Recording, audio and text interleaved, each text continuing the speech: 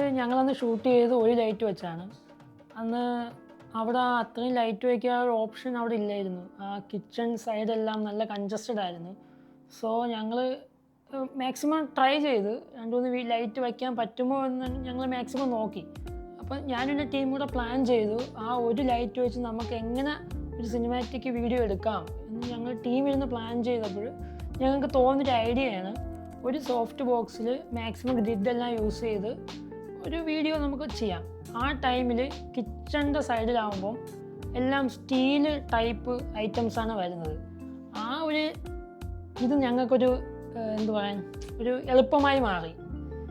Because ഞങ്ങൾ light വയ്ക്കുന്ന ടൈമിൽ അതിൽ നിന്നുള്ള റിഫ്ലക്ഷൻ നമുക്ക് 2-3 ലൈറ്റ് ഉള്ളതായിട്ട് ഫീൽ ആവുന്ന രീതിയിൽ നമ്മൾ ആക്കി മാറ്റി ആ ഒരു സ്പേസിനെ മൊത്തത്തോടെ. അപ്പോൾ അത് ഞങ്ങൾക്ക് നല്ലൊരു എക്സ്പീരിയൻസ് ആയിരുന്നു. പിന്നെ നിങ്ങൾ ചെക്ക് ചെയ്യേണ്ട ഒരു ഐറ്റം എന്താണെന്ന് വെച്ച് കഴിഞ്ഞാൽ നമ്മൾ കിച്ചണിൽ ഷൂട്ട് ചെയ്യുന്ന ടൈമിൽ ലെൻസിൽ ഫിൽറ്റർ ഇട്ടിട്ടുണ്ടോ എന്ന് ചെക്ക് ചെയ്യണം.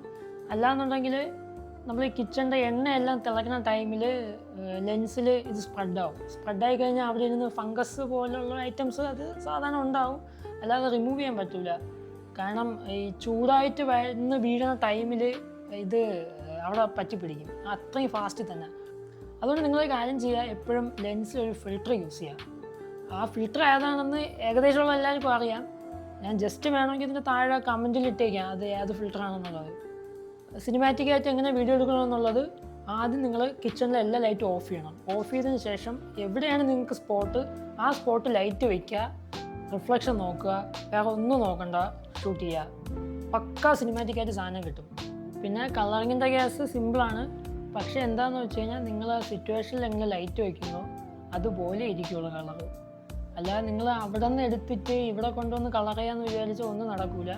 നിങ്ങൾ അവിടെ ലൈറ്റ് വയ്ക്കുന്ന ടൈമിൽ നിങ്ങൾക്കൊരു ഐഡിയ വേണം, എവിടെയൊക്കെ ലൈറ്റ് വരും, എവിടെയൊക്കെ കളർ ചെയ്യണം, എങ്ങനെ കളർ ചെയ്യണം എന്നുള്ള ഐഡിയ നിങ്ങൾ ആദ്യമേ കൊടുത്തില്ല എന്നുണ്ടെങ്കിൽ കളറിങ്ങിന് വരുമ്പോൾ നിങ്ങൾക്ക് ആ ഒരു ഔട്ട് കിട്ടില്ല. നിങ്ങൾക്കിപ്പോൾ ഷൂട്ട് ചെയ്യാൻ വലിയ ലൈറ്റും കാര്യങ്ങളൊന്നും ആവശ്യമില്ല. ഒരു മൊബൈൽ ഫോൺ ഉണ്ടെങ്കിൽ നമുക്ക് ഷൂട്ട് ചെയ്യാൻ പറ്റുമെന്നേ ഉള്ളൂ. ഇപ്പം നിങ്ങൾക്കൊരു ചെറിയ ലൈറ്റേ ഉള്ളൂ, നിങ്ങൾക്ക് ഷൂട്ട് ചെയ്യണം എന്നെങ്കിൽ ഒന്നും വേണ്ട, സാധാരണ വൈറ്റ് പേപ്പർ എടുക്കുക, ആ ലൈറ്റിൻ്റെ ഫ്രണ്ട് വെച്ച് കട്ട് ചെയ്യുക. അല്ലാതെ ഒരുപാട് വലിയ ലൈറ്റൊന്നും വേണമെന്നില്ല ഒരു സിനിമാറ്റിക്കായിട്ട് ഒരു സാധനം എടുക്കാൻ.